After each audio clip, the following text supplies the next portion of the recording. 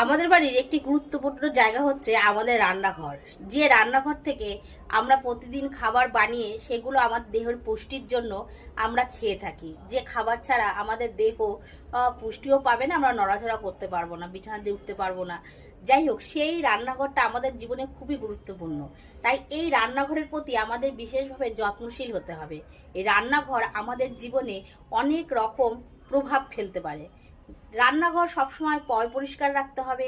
রান্নাঘরে কোনো সময় জুতো পরে প্রবেশ করা উচিত না। সেখানে কোনো সময় পাপোশ জাতীয় জিনিস রাখবে না। এই জিনিসগুলো একটুখানি মেনে চলবে। আর রান্নাঘরে সবসময় তোমরা হালকা কালারের রং করবে, ডিপ কালার দেবে না। যেহেতু সেখানে আগুনের ব্যবহার করা হয়, সেখানে একটা গরম ভাব থাকে। আর হালকা রং এই জন্যই দিতে বলছি যে সেখানে ঠান্ডাটা বজায় থাকবে।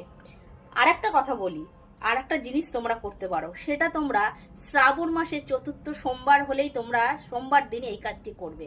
রান্নাঘরে একটি ছবি তোমরা রাখবে, যে ছবিটা তোমাদের সংসারে সবসময় সব কিছু ভরপুর দিয়ে রাখবে। কোনোটার যেন অভাব না হয় তোমাদের সংসারে। টাকা পয়সা, শান্তি, মনের শান্তি, সুখ শান্তি সব কিছু বিরাজমান থাকবে। সেই ছবিটা হলো একটা মা অন্নপূর্ণার ছবি।